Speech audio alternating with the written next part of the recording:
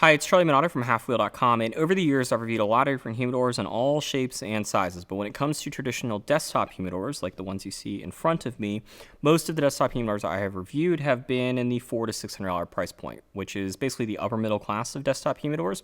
And so for my next review, or as it turns out, my next 7 reviews, I wanted to see if there was a cheaper or cheap humidor that actually works that I would recommend. And I specifically started looking to see if I could find a $100 humidor that advertises holding 100 cigars, that was a traditional wooden humidor, so no plastic, that would work. And I quickly realized that probably wasn't going to happen. So I ended up changing those qualifications a little bit and bought 7 humidors that all meet basically 3 requirements. The first is they got to look like a traditional desktop humidor. So there's no plastic, there's no acrylic humidors, there's no converter coolers. They got to be things that you would think of when you think of a humidor. The second is that they need to hold at least 50 Robustos, and not the advertised number. They needed to be capable of legitimately holding it without any humidor Tetris. 50 cigars, normal size cigars, quite easily, of which I think all of these do. And the third was that there was a hard price limit of $175 before tax or shipping. Now, I will point out some of these humidors were bought on sale, but I also think some of these humidors are on sale year-round. So whatever the case is, you should be able to, with a little bit of research, find any of the 7 humidors that are being reviewed as part of the series for less than $175. This is the Humidor Supreme Old World Humidor, and I actually wasn't going to include it in this test. But in September 2020, when I was deciding which humidors to include, this was listed as Amazon's choice on Amazon.com, at least as far as a desktop humidor was concerned, and it met the qualifications for this series. So I figured that probably meant that a lot of people were buying this humidor, and my guess was that a lot of people were probably buying this humidor without a ton of research. At least that's what happens when I'm looking for random products on Amazon that I don't really know much about. If I see Amazon's choice, there's a decent chance that I might end up getting it. Now, as of June 2021, it's no longer listed as Amazon's choice. It's also a little bit more expensive. We paid $94.99 plus tax, and that included free Prime shipping. It is no longer available with Prime shipping, or at least not as of right now. And it's also priced a little bit higher on Amazon, around $105, though you can find this from a ton of other retailers as well. And that's because this humidor is from Quality Importers Trading Company, which is one of, if not the largest cigar accessory company in the business. Quality Importers owns a lot of brands, including brands like Zycar and Palio. It's also the distributor for things like Stinky Ashtray. Then it's got its own products. Now, Quality Importers was sort of built on products like this. When I thought of Quality 10 years ago, I thought of humidors, probably all of which are made in China, ranging from smaller humidors than this to much larger cabinet-style humidors that I could step inside of, that are being sold, sort of all over the place, whether that's in retail stores or whether that's on internet retailers or whether that's retailers like Amazon. And they tend to be offered at prices that are a little bit challenging to believe sometimes. It's a lot of bang for your buck, and that certainly applies to the Old World humidor here.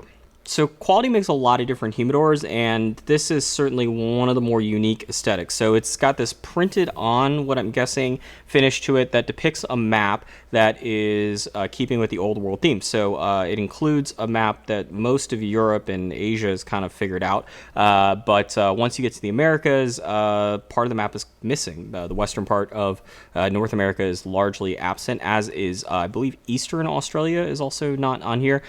So I don't know when exactly the picture is supposed to be from, but it is of a map of sort of how the Europeans or explorers were viewing the world at a certain point in time. Now, it measures 13 1/4 inches from here to here, 10 inches from here to here, and 6 5/8 inches tall. That's on the outside. The aesthetic does run all the way around, so I guess you better like the map look to it. It's also on the lid. Fortunately, when you open it up, it's not on the inside of the humidor. And so this is a pretty basic humidor. You've got a tray with a removable divider, and then you have 2 removable dividers, just the basic style with the foam padding on each end. So you just kind of tension them in. You can see as the lid falls down what that looks like over there. Up top, there is a analog hygrometer that's magnetic. These magnets have a sticky back on them. They seem to fall down quite a bit. The magnet seems to be a little bit too strong for the adhesive back, and so a lot of times when I opened up this humidor, I would see the full assembly sitting inside of the tray. There's also a Flores foam humidifier. I'll get to that more in a second. It's also got a magnetic back, and you can see there are some magnets right there, or some metal pieces right there. That does mean that the lid itself is not magnetic, so you can't stick this anywhere you'd like. It also, unfortunately, means that if you don't want to use these two things, it kind of looks a little ugly because, if let's say you wanted to replace the humidifier, that's what you're going to be seeing every time you open up the humidor. I don't know. I guess the solution that I would probably do would be to empty out the floor foam in here and just have this basically be a decoration piece, but that's kind of up to you. You can see there's a key here. And there's also a plastic, I think it's metal on the outside, but it's got an adhesive back to it. That's supposed to be a nameplate if you wanted to get that engraved, which seems like a really weird accessory, but I'm sure some people really enjoy it. So other than that, it's a basic sort of rectangular box. As far as the internal dimensions are concerned, it's 12.5 inches from here to here. It's 8 3/4 inches from here to here, and then it's 4 13/16 inches from the floor of the humidor to this portion right here. Now, there are some notes to be had about the sort of maximum usable space. First of all, you can't be using the tray or any of the dividers. That will take up some of the space. You also see on the inside there are 2 pieces of wood. So there's one right here, and then there's one over here as well that are used to hold up the tray. If all of that wasn't there, it's 526.4 cubic inches of volume on the bottom part, which is where the vast majority of cigars could be stored. And if you could maximize that space to its absolute efficiency, you could fit 100 Robustos in here per Humidor Discount's Humidor calculator. So it's sort of got one of these magical numbers here where the price point is less than the number of Robustos that you could fit inside of the humidor, at least in theory. Because there are 7 different humidors being reviewed as part of this series, I decided that there should be a uniform testing procedure to try to compare all of the humidors, or at least in theory. So that starts with this device right here. It's called a sensor push. It is a wireless and Bluetooth hygrometer. It's actually not only a hygrometer, it's also a data logger. So what that means is that it can measure the relative humidity and the temperature for whatever environment it's inside of, or whatever box, in this particular case, a humidor. And so the way it works is that I took a brand new sensor push device for each one of these humidors. I placed it inside of the humidor like that. And then I started the seasoning process. Now, this seems to have fallen down, but I removed the hygrometer, or the humidifier, sorry, from each humidor. And then I took a brand new sponge, I dipped it into a large glass of distilled water, and then after letting it sit for a few minutes, I took it out and put it on a plate like this. I then put the plate inside of the humidor, I put the tray back in, and I closed it for 1 week. And then I came back a week later, opened up the humidor, took the sponge back out, dipped it back into a glass full of distilled water, let it sit for a few minutes, and then placed the wet sponge back on the plate, put the tray back in, and then closed the humidor for another week. And after that, the seasoning process, at least for this testing purpose, was done. So I took the plate and the sponge out, and then I took the included humidifier, which in this case is a floor foam humidifier. I put a 50-50 mixture of distilled water and propylene glycol solution. I then placed the humidifier on its correct place. I put the tray back in, I closed the lid, and I waited 28 days with the included humidifier. I did not open up any of the humidors during that 28-day period. After that was done, I took the included humidifier out. I took 3 brand new 69% 60 gram Bovedal packs, took them out of their plastic bags, put them inside of the humidor, not all on top of each other all at once, and then I waited 6 weeks with the lid closed for all 6 weeks. After that, I took the Bovedas out. I actually weighed the Bovedas coming in and going out, and then I placed it inside of this device that you're seeing on the screen right now, which is a dry cabinet. It's made for electronics, or the storage of electronics, particularly in humid climates, and the beauty of it is that I can set it to a very specific relative humidity. In this case, I set it to 36% relative humidity to simulate what the humidor would perform like in a dry climate. The idea here was to try to test the seals of the humidors, and I left it inside the dry cabinet for 2 weeks, and then I took it out, and now we're here. So let's look at some data. The Old World started at 47.3% relative humidity, which is not the lowest I've ever seen, but certainly a bit dry. It took a little more than 2 days to get it to cross the 70% threshold inside, and then after 8 days, it had reached the 80% threshold, which means that it spent 6 full days of seasoning north of 80% relative humidity, including peaking at 82.2% relative humidity. This is, I think probably more time than most consumers would give a humidor. to get through seasoning, and particularly once you start seeing those 80% numbers. And I certainly, looking at that data, felt like things would go pretty well, only that they did not. So this comes with a Florist Foam humidifier, and I have some thoughts about Florist Foam. So if you ever ask someone how you should store your humidor, you will likely hear 70 and 70. 70% relative humidity and 70 degrees Fahrenheit. And that is because of propylene glycol, and more specifically, propylene glycol's use in products like this. This is a Florist Foam humidifier. It is the most common type of included humidification option for humidors, not just at the low end. It comes in high-end products. It comes in all different shapes and sizes, things like this. And if you open it up, what you will find is this. This is Florist Foam. As the name implies, it is foam that is used by florists. What florists do is they soak this in water, and then they attach flowers to it, and they can use it to make intricate patterns and designs with the flowers while making sure that the flowers stay watered. It's been used in humidors for decades, and the way that it works, according to the manufacturers, at least most of them, is that you take your product like this, and you put a 1-to-1, a 50-50 ratio of distilled water and propylene glycol, which is sold in cigar shops as humidor solution and all sorts of other names like that. In short, if you see something, a chemical sold in a cigar shop that's labeled for your humidor, it's probably propylene glycol. And the reason behind this is because if you were to just take this and put it in distilled water like the florists do, it would release the water at a way too high of a rate. There would be nothing really restricting the amount of water that gets released. Propylene glycol has a chemical property that allows for it to restrict it, and depending on the ratio of water to propylene glycol, you can actually try to achieve a specific type of relative humidity. The problem is that 50-50, 50% distilled water, 50% propylene glycol, is not going to get anywhere close to 70% relative humidity. There's a third variable, that's the temperature, but the charts that I found from scientists, and this is way above my head, none of them got close to a temperature that made it so that you could have it at 50-50 and get to 70% relative humidity. Even if you got down to 20 degrees, it still wasn't close. And what you actually need is something that's probably closer to 2/3 propylene glycol to 1/3 distilled water to get to 70% relative humidity. And I might even go beyond that. I might even take it to maybe 80% propylene glycol to 20% distilled water. But I would just use something that wasn't invented in 1954, and the reasons behind that are these products are terribly frustrating. You will oftentimes end up with them putting out way too much moisture because there's just not really a great way to unless you're going to weigh out the propylene glycol to distilled water every time to get the 2/3 to 1/3, it's going to be a challenge.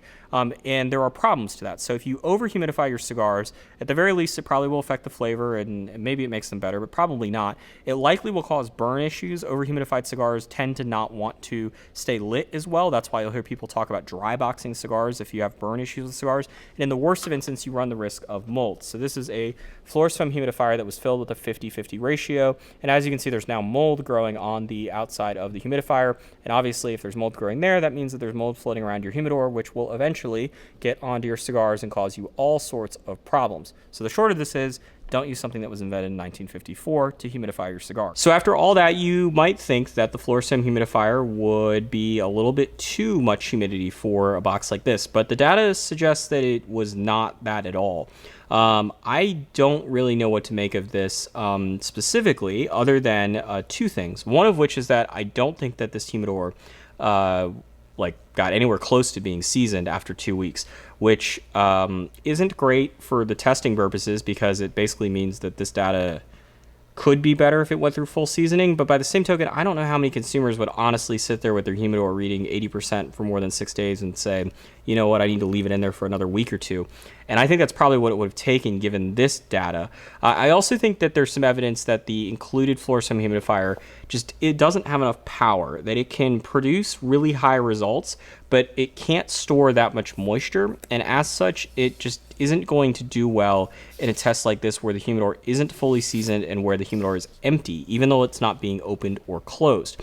And I think this is particularly relevant when you see the Bovedal numbers, because while the Bovedal improved it quite a bit and certainly reversed that negative trend line, at least for 3 or 4 weeks maybe there, it also failed to get to anywhere close to the 69% relative humidity that the Bovedal packs were set at.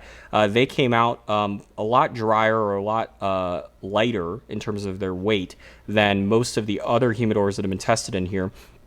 And so it's not surprising, given that they also seemingly have struggled when it comes to keeping the relative humidity up. That also suggests there are some issues, at least with the box, whether it's the box itself or whether it's the seasoning of the box.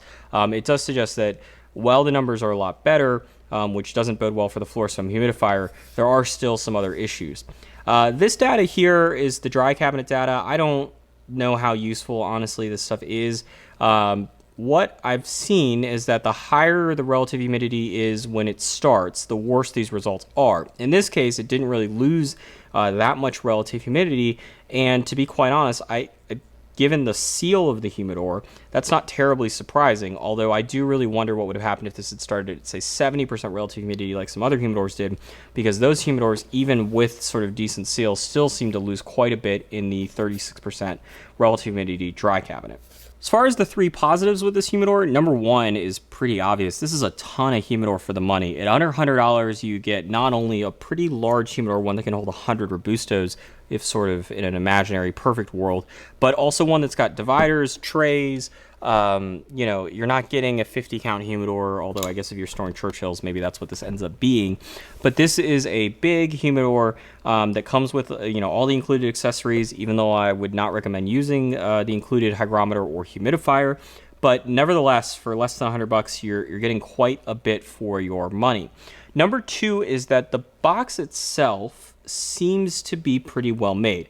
There are some finish issues certainly throughout it, but in terms of like, is this stuff aligned? It feels for the most part it is. I can tell back here there's a little bit of a misalignment, but it's not bad. And then when you open it up inside, there's nothing wiggling around. There's nothing that looks completely out of place. It certainly could be cleaner. There's some areas where sanding could have gone a little bit better, but there's no obvious issues when it comes to sort of just running your hands up and down the humidor or looking at it visually and going, okay, I can see that you know, left part of the humidor just is completely lopsided. That does not take place here, and once again, given the sort of value proposition here, it's pretty impressive. The third thing I will say is that the finish is interesting. It's not my favorite thing.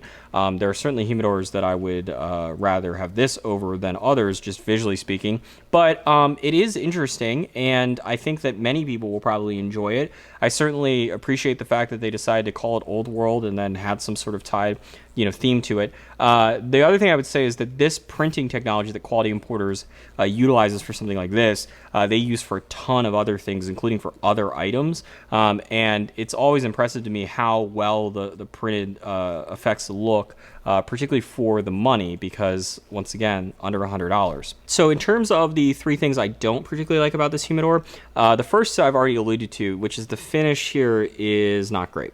So inside there are parts of the humidor where the wood could be sanded down better. There are areas where it's super obvious where the nails are, and there just doesn't seem to be a care to either align them or cover them up. The exterior has got all sorts of scratches and dents and other things going on with it. In the back in particular, it looks like they may have, I'll zoom in so you can see the damage, but it looks like right here, and so to give you some context, the hinge piece starts right here, so it's, I don't know, less than an inch away. It looks like they may have started to try to drill into this piece, and then they realized that that wasn't where it should go, and so then they just kind of left it there. But there's very clearly some damage that I'm guessing was caused with a drill bit right back here. The bottom parts of the humidor are starting to, you can see where the printing aspect is starting to come undone. And so from a finish perspective, you get what you pay for, and this certainly has some issues. Number two is the performance of the humidor wasn't particularly great, and I wonder how much of that's related to the seal. Now, the seal has got this gratifying suction effect to it. The problem is if you watch this, you can see it doesn't come close to closing. And so here we go down again. You can see there's a nice big visible gap, and then I'll push it down and you can see the difference there. And this happens, like, obviously I don't recommend that you throw your lid like that, but you know, if you just set it down like that, it's not going to do it either. And quite frankly, even if you start pushing down, if you don't put enough pressure on it, you're also not going to get it to close completely. And I wonder how much of that's had to do with the poor performance. Now, I'm pretty certain that I made sure the humidor was closed. I certainly didn't lock it with the included lock or anything like that, but I'm typically pretty vigilant about making sure those things happen. But I do think that for many consumers, if you buy this humidor, this is going to be something where you accidentally think that it's closed and it doesn't get closed. That's something where the best humidors have this ability where the lid works as intended in terms of keeping the humidity in and keeping the sort of drier air out. But it also is easy to open, which this sometimes isn't, and also isn't going to have that issue where you have to make sure sort of a double close to make sure that you get that seal completely done. The third thing I will say is that Florist foam sucks. You've already heard my thoughts on this. If you've been watching the series, you know quite well my thoughts on Florist foam. This certainly is not the only humidor. At $100, I wouldn't really expect anything else, but I do think that for the people that bought this as Amazon's choice humidor and you didn't really know much about humidors, this could go really poorly. Humidors are both form and function. There's sort of the art and decorative piece to it, but there also is the really important part where it's storing cigars. And if you put 25 cigars in here, an average price of $10 a piece, that's 2.5 times the cost of the humidor. You don't want the humidor to be damaging your cigars, and I do think that this humidor could work in a manner that it didn't damage cigars. I just think the level of knowledge and sort of the tools that you would need to make sure that that's not going to happen would far, far exceed what most people buying an Amazon's Choice recommended item would probably have at their disposal. I would not recommend purchasing the Humidor Supreme Old World humidor, though it might honestly be the best sub $100 wood constructed humidor I've ever used, though I don't know really how much that's worth. The good, the bad, and the ugly is as follows. The good is that there's nothing falling apart as far as I can tell with this humidor, which is more than I can say about some other humidors in this series of reviews, including humidors that are a lot more expensive than this. The bad is that once you get up close, you can tell that you didn't spend $100. I can see a nick here and one here, and there's a scratch here, and that was really without trying. Once you get up close, the imperfections become real obvious, and those were there when it went out of the box, and I suspect they will only get worse over time. The ugly, however, is that I don't know if this humidor works. I will admit that I am questioning whether or not I need to reconsider the length of time that we season humidors for these tests, though I also don't think that should be necessary. If you showed me the data that I produced when it was being seasoned, so 2 weeks of it, here's where it started, here's where it was after a week, here's 6 days of it being at 80+% relative humidity, I certainly wouldn't think that the humidor was about to just plummet in terms of relative humidity, and that's exactly what happened here. Now, your mileage may vary because you're probably going to put cigars in it, and that will reduce the sort of massive drop that I saw, but that doesn't mean that the humidor is working after 2 weeks of seasoning, which isn't great, and it's particularly problematic for the average cigar consumer that doesn't have sensor push devices and doesn't have a ton of experience with humidors and doesn't have a lot of comparison that they can do to understand why things aren't working. They're just left to look at their hygrometer and go, oh shit, it's not at 67% or whatever it's supposed to be at, and I can't figure out what to do to fix it. And then the humidifier starts molding and the rest of it, and you can see where this goes completely out of control. Now, I could probably fix it and make this humidor work, but I don't know if most people could, and as such, it's really, really tough to recommend this humidor. But if you're looking for reviews of other humidors, you can check out halfwheel.com. There you will find reviews of all sorts of cigar accessories, from lighters, cutters, ashtrays. The most recent review I did was an air purifier, as well as reviews of cigars and the most comprehensive coverage of the cigar industry from a news perspective.